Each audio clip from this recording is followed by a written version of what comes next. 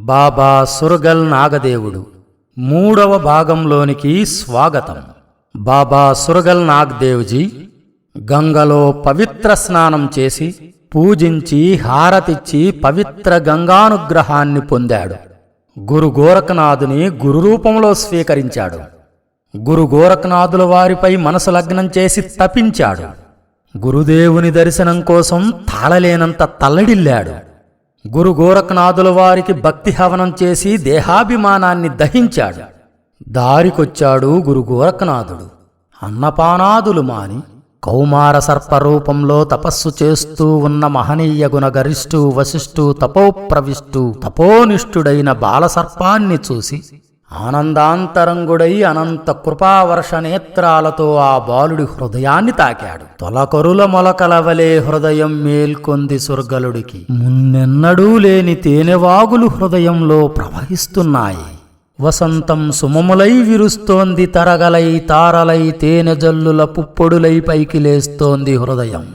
గురు గోరఖనాథుల వారి కృపావర్షంతో తడిసి ముద్దవుతున్నాడు. అనిమేషుడైన సురగలుడి కనుగవ్వకు కానవచ్చినాడు గురువు. అచంచల భక్తి విశ్వాసాలకు తృప్తి చెందిన గురువు సురగలుణ్ణి తన శిష్యుడిగా స్వీకరించాడు. ఆ దేవకుమారుడికి పసుపు వస్త్రాలు ధరింపజేసి చెవులకు కుండలాలు గుర్చి నాద్ మార్గంలో ప్రవేశింపజేశాడు శ్రీ గురు గోరఖనాథుల వారు. సుర్గల నాగదేవునికి గురు గోరఖనాథి ఈ విధంగా ఉద్బోధ చేశాడు. ఓ నాగదేవత, ఈ రోజు నుండి నీవు ఈ భూమిపై సత్యధర్మాలకు మార్గదర్శకుడవయ్యావు. ఈ సమస్త భూమండలము నీదే. నీకు కావలసిన చోటుకు నిర్భయంగా ప్రయాణం చేయవచ్చు. నేను సదా నీ వెంట ఉంటాను. ఈ సృష్టిలో నా శిష్యులను ఆటంకపరచదగినది ఏదీ ఉండదు. ఆకాశముయందు, భూ పాతాళాలయందు, జలరాశులయందు, అగ్నిగుండాలయందు, దేవదానవుల భూత ప్రేత పిశాచాలయందు, మాయా యుద్ధాలయందు ఎప్పుడూ ఎక్కడా ఎవరికీ భయపడనవసరం లేదు. కానీ ఒక్క విషయాన్ని సదా గుర్తుపెట్టుకో సురగల్ నాగ్నాథ్. నాద్ శాఖ యొక్క గౌరవాన్ని ఎల్లప్పుడూ నిష్కలంకంగా ఉంచాలి. ఎప్పటికీ ఏ పరిస్థితుల్లోనూ కళంకం తేకూడదు. జాగ్రత్త. ఓ నాగదేవత, ఒక్క విషయాన్ని సదా అంచనా వేస్తూ ఉండాలి. నీకు బలము, పొరువు, ప్రతిష్ట పెరుగుతూ ఉంటే బాధ్యతలు కూడా పెరుగుతూ ఉంటాయి. బాధ్యతల నుండి ఎప్పుడూ తప్పుకోకూడదు. అప్రమత్తంగా ఉండాలి. ఆశ్రితులను కాపాడు, అభాగ్యులను రక్షించు అని చెబుతూ ఆ నాగదేవుడి శిరస్సు నిమిరాడు. మహాసిద్ధుడైన గురు గోరఖనాథ్ స్పర్శతో బాబా సురగల్ నాగ్నాథ్జీకి ఆత్మసాక్షాత్కారమయ్యింది. సకల చరాచర సృష్టి చైతన్యభూతంగా దైవంగా ప్రసన్నమై గోచరించింది. అప్పటి వరకు భక్తిలతలతో తనలోనే బంధింపబడ్డ పరమశివుడు చరాచర జగత్తులో విశ్వరూపంగా గోచరిస్తూ ఉన్నాడు. నిత్య చైతన్యంగా గోచరిస్తూ ఉన్నాడు. నిష్కలంకంగా గోచరిస్తూ ఉన్నాడు. నాది, నేను అనే అవిద్య ఆవిరయ్యింది. సర్వం నేనే అనే అద్వైత సిద్ధి కలిగింది. ఎప్పుడు సురగల్ నాగదేవుడు నాద్ అయ్యాడో అప్పుడు దేవతలంతా అతనికి విధేయులయ్యారు. బాబా సురగల్ నాగదేవుడు గురు ఆజ్ఞను తీసుకుని అక్కడ నుండి లోక కళ్యాణ కాంక్షి అయి ముందుకు నడవడం ప్రారంభించాడు. అదే ఊరిలో ఒక సిద్ధుణ్ణి కలిశాడు. అతడే సిద్ధగోరియా. ఈ మహనీయుడు కూడా గురు గోరఖనాథ్ శిష్యుడే. బాబా సురగల్ నాగదేవ్జీ, సిద్ధగోరియాజీ వీరిద్దరూ గురు గోరఖనాథ్ శిష్యులే. వీరిద్దరూ ఇప్పుడు గురుబిడ్డలు, ఆత్మబంధువులు. చూశాడు సురగలుడు గొరియారు. ఆశ్చర్యపడ్డాడు. వజ్రసాదృశ్య దేహం, జటాజూట మండితుడు, సాక్షాత్తు ప్రళయకాల భైరవుడిలా ఉన్నాడు. ఆయన జటలు ప్రళయాగ్నికీలల్లా ఉన్నాయి. నిశ్చయుడు, నిర్మలుడు, నిటారుగా కూర్చొని ఉన్నాడు. సృష్టి ప్రారంభటనలో సంవర్తాగ్నిని చతుర్భూతాలు చల్లార్చగా విశ్రాంతిని పొందిన పృథ్విలా ఉన్నాడు. అతనిలో మహోగ్ర సముద్రాలు ప్రశాంతతను పొందినట్లున్నాయి. ఆయనలో మహాతపోశాంతం కనిపిస్తున్నప్పటికీ ఆయన దేహబలంతో ఏనుగు కుంభస్థలాన్ని ఒక్క ముష్టిఘాతం చేస్తే అది తన తొండాన్ని చుట్టగా చుట్టుకొని అంగిట క్రుక్కుకొని వెనక కాళ్లపై కూలబడి లటలటలాడి చావగలదన్నట్లుగా ఆయన సత్తా కనిపిస్తోంది. ఆయన చీకటి బోనులో సింహంలా ఉన్నాడు. ఈ మహానుభావుడు గత జన్మలో పరోపకారి అయి తన దేహాన్ని కఠినమైన బాధలకు ఓర్చి అర్పించడం వల్ల ఇంతటి బలదృఢ కాఠిన్యత అతని దేహంలో గోచరమవుతుంది. అలాంటి సిద్ధగొరియాను చూసి సుర్గలుడు ఆదేశ్ అలక్ నిరంజన్ అని నినాదం చేశాడు. ఆ నినాదాన్ని విన్న సిద్ధగొరియా తన సోదరుడు వచ్చాడు అన్నంతగా సంతోషించి ఆ ఆత్మబంధువుని ఆహ్వానించాడు. వారిద్దరూ సన్నిహిత మిత్రులయ్యారు. వారిరువురు వేరువేరు సాంప్రదాయాలకు వేరువేరు మతాలకు సంబంధించిన వారు. వారు ఒకరి తలపాగాను ఒకరు మార్చుకొని ఒకరి మతాన్ని ఒకరు గౌరవించుకున్నారు. ఈనాటి పరిస్థితులు వేరైపోతున్నాయి.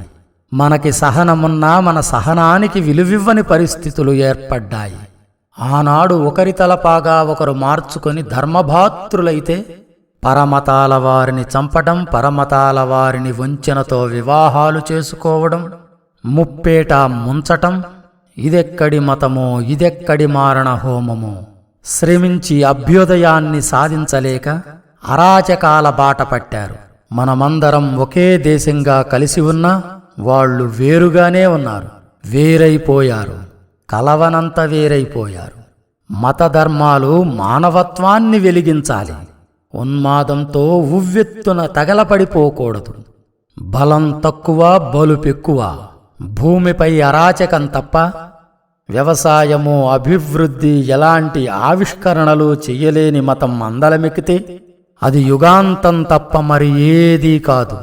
మనం తెలుసుకోవలసింది ప్రపంచంలో ఒక మతం యుగాంతం కొరకు పనిచేస్తోంది. ప్రపంచంలో ప్రతి మతం నవయుగం కోసం పనిచేస్తే ప్రపంచంలో ఒక మతం యుగాంతం కొరకు పనిచేస్తుంది. కలసి ఉంటే కలదు సుఖం అనే మంచి మాటకు తూటాలొదిలారు. తిమ్మిరితో బ్రతుకుతున్నారు. అవకల్య గుణాలతో తమను తాము తగలబెట్టుకుంటున్నారు. ఈ సృష్టిలో భూమి ఒక్కటే, మానవజాతి ఒక్కటే. దేశాలు, మతాలు ఎన్ని ఉన్నా రకరకాల పువ్వులు ఉద్యానవనాల్లో పరిమళించి శోభించినట్లుగా ఈ భూమిపై మానవజాతి ప్రకృతికి ఆహ్లాదం కలిగించేలా, సకల మానవాళికి మనోల్లాసం కలిగించేలా జీవన మార్గాన్ని తయారు చేసుకుందాం. మనమందరం కలిసి బ్రతుకుదాం, కలిసి ఎదుగుదాం. సృష్టిని పలకరిద్దాం, పులకింపజేద్దాం. పరవశించే వసుదైక కుటుంబాన్ని చేద్దాం. భూమాత రుణం తీర్చుకుందాం. ఆదేశ్ ధర్తీ మాతాకి. పృథ్వీపై భారతదేశమే భగవంతుని పూజగది. భగవంతుడి హృదయమే భారతీయుల హృదయం. సృష్టిలో సమిష్టి హృదయం కలిగి భారతీయులే ఇలా ఆలోచిస్తూ ఉంటారు. కనుక భగవంతుని హృదయం భారతీయుల్లోనే ఉన్నదని ఎరగనెరిగినది. దీన్ని పాడు చేయాలని పరమతాలు చూస్తున్నాయి. జాగ్రత్త. స్పృహ కలిగి ఉండు భారతీయుడా, పూజగదిని పరిమళింపజేద్దాం, పరవశింపజేద్దాం. మాతృభూమి రుణం తీర్చుకునే ఆదర్శ జీవితాన్ని అనుసరిద్దాం. ఆదేశ్ వారి ఆజ్ఞను అనుసరించి లోక కళ్యాణ కాంక్షులై అక్కడ నుండి బాబా సురగల్నాథ్జీ, బాబా సిద్ధగొరియాజీ జమ్మూ వైపుకు బయలుదేరారు. యాత్ర నిరాఘాటంగా సాగుతుంది. వారి యాత్రలో భాగంగా యాదృచ్ఛికంగానో గురు అనుగ్రహంగానో ఈ ఇద్దరికీ మరో ఇద్దరు సిద్ధపురుషులు ఆడబోయిన తీర్థం ఎదురొచ్చినట్లు తారసపడ్డారు. వీరిద్దరూ బలవీర్య తేజోవంతులైన క్షత్రియ పురుషులు. వారే బాబా కాళీవీరుడు, రాజా మండలీకుడు. ఈ ఇద్దరు క్షత్రియులు బలవీర్య తేజో పరాక్రమాలలో ఎంతటివారో జ్ఞాననిష్టలోనూ అంతటివారు. క్షేత్రాన్ని ఎంత ఉన్నతంగా పరిపాలించారో జ్ఞానాన్ని అంతే ఉన్నతంగా పోషించారు. ఈ క్షత్రియులు జ్ఞాన పౌరుషానికి ప్రతీకలు. పట్టుదల, బలవీర్య శౌర్యాలు కలిగిన వారు గనుక జ్ఞానపూర్ణులైరి. ఈ నలుగురి సంగమ సమావేశం చాలా ముఖ్యమైనది, ప్రశంసనీయమైనది. ఆ ఇద్దరు ఈ ఇద్దరూ కలిసి నలుగురు సిద్ధులు. ఈ నలుగురు గురు గోరఖనాథ్ శిష్యులే. ఈ నలుగురు ఈనాటికి కూడా భక్తులను ఉద్ధరిస్తూ గురుభక్తిని నిలుపుతున్న సిద్ధులే. వీరి అద్భుత కథలు కూడా మనం గురు గోరఖనాథ్ ఆజ్ఞతో త్వరలో వింటాం. ఈ నలుగురు సిద్ధపురుషుల నామోచ్చరణ శ్రవణం ద్వారా మనలను పట్టి పీడించే దుర్యోగాలు పోతాయి. ఇవి ఆపదలలో తలవగలిగిన నామాలు. వీరు జాగృత గురువులు. వారే బాబా సురగల్నాగ్జీ, బాబా సిద్ధగురియాజీ, బాబా కాళీవీర్జీ, రాజా మండలీక్జీ. ఈ నలుగురు తమ గురువైన గురు గోరఖనాథ్జీని కలిసి పూజించారు. గురు గోరఖనాథుల వారిని భజించి ఉల్లసించి ఆనందించి పరితృప్తి చెంది తమ గురువు గోరఖనాథ్ దేవతలను మించిన ఘనకీర్తివంతుడని ఉప్పొంగుతూ కలిసి ఆనందించారు. ఆ మహానుభావుడి లీలలకు ముగ్ధులవుతూ ఆశ్చర్యపడుతూ ఆ పరాత్పరుణ్ణి మనసారా కొలుచుకొనుచు ఎవరిదారిని వారు నిష్క్రమించారు. బాబా సిద్ధగురియాజీ, బాబా సురగల్నాగ్దేవ్జీ జమ్మూ వైపుకు పావులు కదిపారు. తరచూ ఒక్క విషయాన్ని గమనిస్తున్నాడు సిద్ధగురియాజీ. నిప్పు పిడికిట దాగనట్లు బాబా సురగల్నాగదేవుడి దేహం నుండి మణిమయ కాంతులు వెదజల్లడం తరచూ గమనిస్తున్నాడు సిద్ధగురియా. దేవతలు అనిమేషులు, అస్పృశ్య భూతలులు. సురగలుడు కనురెప్పలు ఆర్పడం లేదు. ఆయన పాదాలు భూమిని స్పృశించడం లేదు. ఆయన ఒక సమయంలో మానవుడిగా కనిపిస్తూ ఉన్నాడు, మరో సమయంలో నాగదేవతగా గోచరిస్తున్నాడు సిద్ధగురియాకు. సాగుతోంది యాత్ర. లీలగా చూస్తున్నాడు సిద్ధగురియా బాబా సురగల్ నాగదేవుణ్ణి. ఆయనలో విశేష తేజము ప్రకటితమవుతోంది.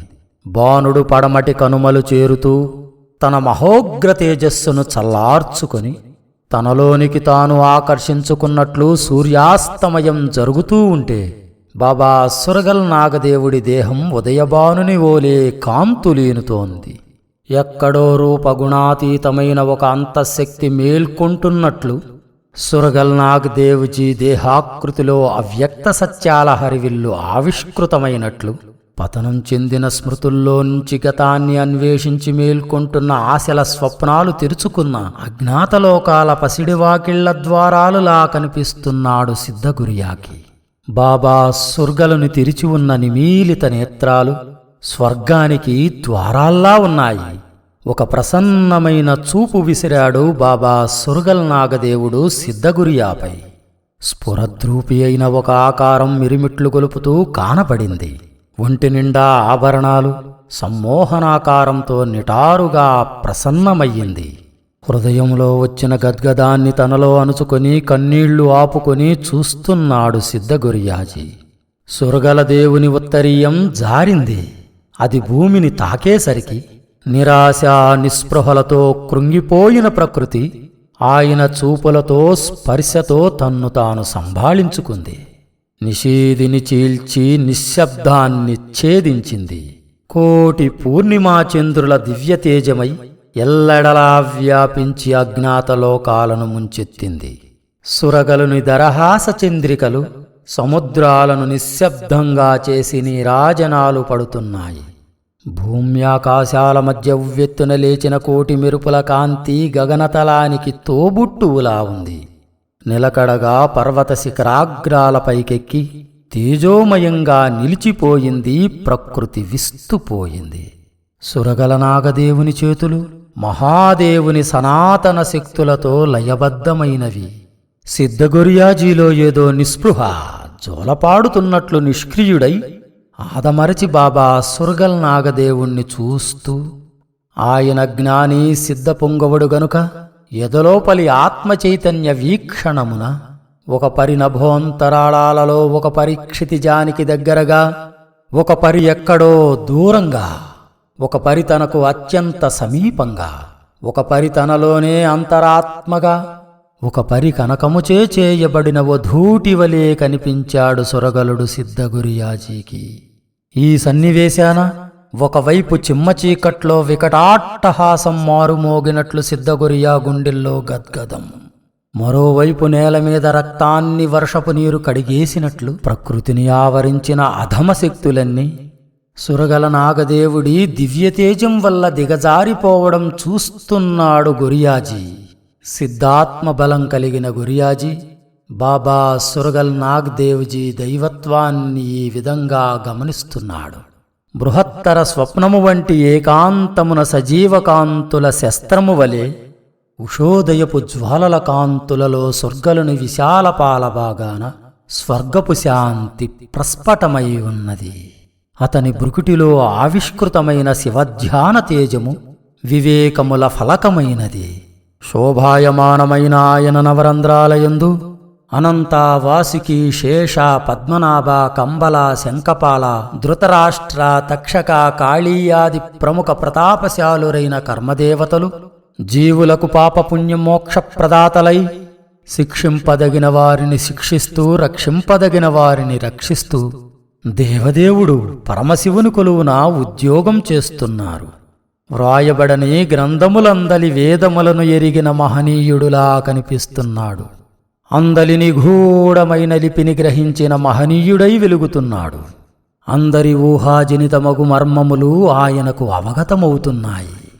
పృథ్వీ అందలి సస్యముల, జంతుజాలముల, నదీనదముల దివ్యబోధనలను ఆయన వింటున్నాడు. నభోమండల శబ్దస్వరూపాలు, నక్షత్రకాంతుల గ్రహగోళాల భావభంగిమలు ఆయన దర్శిస్తున్నాడు. తరుశాఖలపై పక్షుల కుహూరవాలు, చతుష్పాదుల, ద్విపాదుల, సరీసృపాల విన్యాసాలు, మోగబోధనలు అన్నీ అతనికి అవగతమవుతున్నాయి. వాటన్నిటి వెనుక ఆయన ఆపన్నహస్తం తోడై ఉన్నది. విరులను వర్షము వర్షోల్లాసము ముంచెత్తినట్లు ఆయన ప్రభావమునకు ప్రకృతి లోనయ్యను. తరులలో విరులు ఒక్కటై పెరిగిన చందమున కదులుతున్న కాలపు గడియలయందు వారి సహచర్యము విస్తరించింది. ప్రకృతికి సహజసిద్ధమగు నాయక లక్షణములు అతని సొంతమై విల్లసిల్లుచున్నవి. అన్నిటియందు అధిష్ఠితమయ్యున్న ఆత్మచైతన్యముతో ఒక్కటైన అతని ఆకృతి అంతయు దేవతామూర్తిమంతంగా ఉంది. ఆయన పక్షపాతరహితుడుగా పరిమళిస్తున్నాడు. ప్రజలందరికీ పెన్నిది అయి ప్రకాశిస్తున్నాడు. ఆయన శివుని ప్రశాంతతను కలిగినవాడు. ఆయన దృక్కులు నిదురులో ఉన్న పచ్చని బీళ్లపై పడి బంగారు కాంతులీనుతున్నవి. పిల్లగాలులు మృదుస్పర్శలతో పులకించినవి. ఆయన ప్రకృతి యందు స్థితమాయను. జీవమున ఇంకను ఆయన చైతన్యము ఇమిడి ఉండెను. ఆదిమధ్యాంతరహిత స్థితి నుండి దిగువచ్చిన అద్వైతపు ఆపన్నహస్తం శ్రీ గురు గోరఖనాథ్ మహత్యముతో వెలిగినది. ముసుగు తొలగించిన ఈ దేవతాస్వరూపమును చూచిన సిద్ధగురియాజీ సురగల్ నాగదేవుణ్ణి తన ప్రశంసకు పాత్రుణ్ణి మిత్రుణ్ణి చేశాడు. సిద్ధగురియాజీకి అవగతమయ్యింది, ఇతడు కేవలం సాధారణ యోగి కాదు, వాస్తవంగా నాగదేవుడు. ఈయన శరీరము మర్త్యమైనది కాదు, దివ్యమైనది. మానవ రూపంలో ప్రకటితమైనాడని పూర్తిగా గ్రహించాడు. సిద్ధగురియాజీ తన అదృష్టాన్ని తనలో తాను మెచ్చుకొనుచు ఈ స్నేహాన్ని సంప్రాప్తింపజేసిన గురు గోరఖనాథ్కి శరణాగతి చేస్తూ తమ గురువు గోరఖనాథ్ ఆదర్శ స్వప్నాల వైపుకు మిత్రులై కదిలారు. ఇద్దరు సిద్ధదేవతలు యాత్ర చేస్తూ లోకులను రోగపీడల నుండి విముక్తులను చేస్తూ ముందుకు సాగుతున్నారు. ఎప్పుడు జమ్మూ చేరుకున్నారో అప్పటి నుండి బాబా సురగల్ నాగ్దేవ్జీ ఆయన తన దివ్యలీలలను ప్రకటించడం ప్రారంభించాడు. మొట్టమొదటగా కట్లీ అనే గ్రామంలో వారి ఇంటిలో ఒక గదిలో పుట్ట, ఆ పుట్టలో పాము రూపంగా వెలిశారు. ఆయన వెలిసింది తడవు. గ్రహాలు ఆ ప్రదేశంలో శక్తి రూపంలో స్థితమైనాయి. ఆ ఇంటి ఇల్లాలు ఆ పుట్టను చూచి అది ఒక చెదలు పుట్ట అని అతి వేగంగా శుభ్రపరచదలిచింది. అజ్ఞానవసురాలై ఒక కురుపీ తీసుకుని ఆ పుట్టను తొలగించే ప్రయత్నం చేసింది. ఆ కురుపీ పుట్టలో ఉన్న బాబా సురగల్ నాగ్దేవ్జీకి తగిలింది. సర్పాల సహజ లక్షణమైన కోపాన్ని ప్రదర్శించాడు బాబా సురగల్ నాగ్దేవ్జీ. ఆ గృహిణికి చేతులు కాళ్ళు మొద్దుబారిపోయాయి. అసహాయకురాలుగా పడి ఉంది. మరలా బాబా శక్తితో ఆ ప్రదేశంలో పుట్ట అంతకంతకు పెరిగింది. కొంతకాలానికి ఆ స్త్రీ కొద్దిగా కోలుకొని క్రోధంతో మరలా కురిపీ తీసుకుని పుట్టను త్రవ్వి పారవేయాలనుకుంది. ఈసారి బాబా ఆమె నేత్రజ్యోతులను హరించి గుడ్డిదాన్ని చేశాడు. ఆవిడ పూర్తిగా అంధురాలైపోయింది. ఈ పరిస్థితిని చూచి ఆ కుటుంబమంతా భయభీతులకు లోనయ్యింది. ఈ సంకటం ఎలా దాపురించిందో ఆమె కుటుంబ సభ్యులకు అర్థం కాలేదు. ఆందోళనపడి ఆ గ్రామంలో నివసించే ఒక జ్ఞానభక్తుడైన మహనీయుణ్ణి ఆశ్రయించారు. వారిని తమ ఇంటికి ఆహ్వానించి దీనికి పరిష్కార మార్గాన్ని గుర్తించమని అంజలిబంధం పట్టి ప్రార్థించారు. ఆ కులగురువు సుదీర్ఘంగా ఆలోచిస్తూ ఆ పుట్టని చూస్తూ ఇలా చెప్పాడు: ఇదేదో సాధారణ చెదపుట్ట కాదు, ఇది ఒక అసాధారణ వల్మీకము. నాయనలారా, మీ వంశానికి అదృష్టం పట్టి మీ ఇంట ఈ పుట్ట పుట్టింది. ఇది స్వయంగా సాక్షాత్ బాబా సురగల్ నాగదేవ్జీ నివాసం. తెలియక అజ్ఞానవశులై వారికి అపకారం చేశారు. వారు కొద్దిగా కోపంగా ఉన్నారు. మర్నింపమని వారిని ప్రార్థింపుడి. వారు భక్తసులభుడు. లోక కళ్యాణార్థం మీ ఇంట వేంచేసియున్నాడు కనుక మిమ్మల్ని త్వరగా మరణించగలరు. వారు సంతోషంతో ఆ జ్ఞానిని సన్మానించి పంపి ఆ కుటుంబ సభ్యులంతా బాబా సురగల్ నాగదేవ్జీకి ఆరాధనలు, అర్చనలు ప్రారంభించారు. సురగల్ నాగదేవ్జీ బాబా పూజా ప్రభావం వల్ల ఆవిడ చేతులు, కాళ్ళు మరలా పనిచేయడం ప్రారంభించాయి. ఆవిడ కనుజ్యోతులు వెలిగాయి.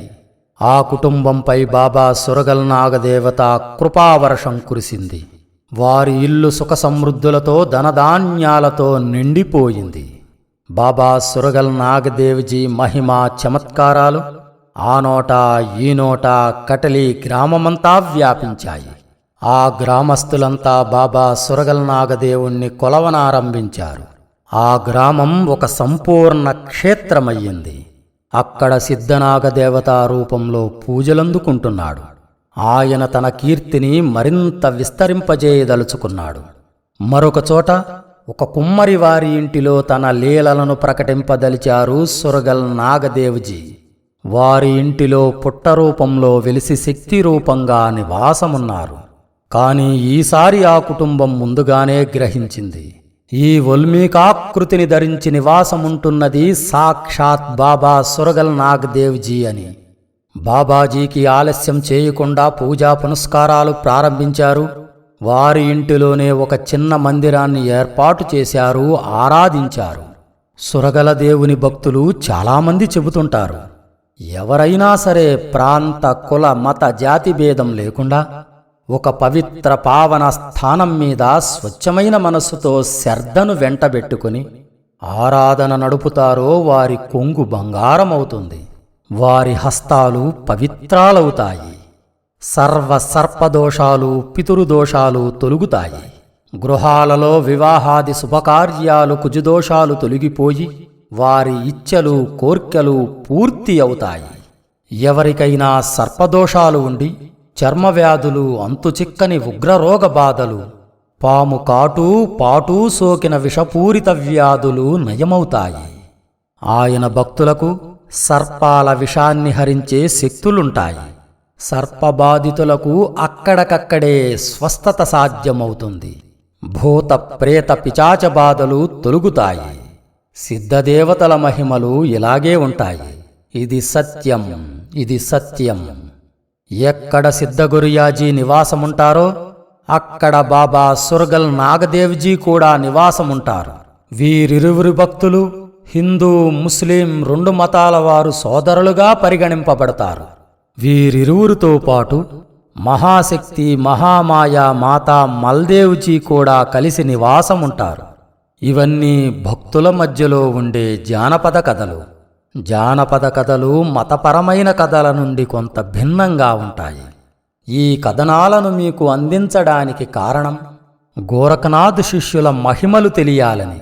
దేవతలకు, మానవులకు గురు గోరఖనాథ్ గురువని తెలుసుకోవాలని.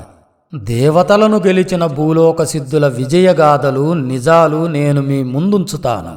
మానవుడు సర్వసాధ్యుడు, మానవుడే మహనీయుడు అని నిరూపించేది సిద్ధమార్గం. సిద్ధాంతాలతో తలమునకలయ్యే ధార్మిక జనులు సిద్ధమార్గాన్ని ఆశ్రయించి ఘనులు కాగలరు. ప్రతి సమస్యకు పరిష్కారాన్ని గ్రహించగలరు. ఆదేశ్ బాబా సుర్గల్ నాగదేవ్జీకి ఆదేశ్. నేనీ కథను వ్రాయడానికి అనేక వేరువేరు ప్రాంతాల నుండి విషయాలను సేకరించాను. ప్రతిచోటా నేను అందుకున్న వివరాలలో కొన్ని వ్యత్యాసాలున్నాయి. ఏది ఏమైనప్పటికీ బాబా సుర్గల్ నాగదేవ్జీ మహిమలు ఆనాటి నుండి ఈనాటి వరకు కొనసాగుతూనే ఉన్నాయి. వారి మహిమలు లోకులను అబ్బురపరుస్తూనే ఉన్నాయి. రాను రాను వారి భక్తుల సమూహం పెరుగుతూనే ఉంది.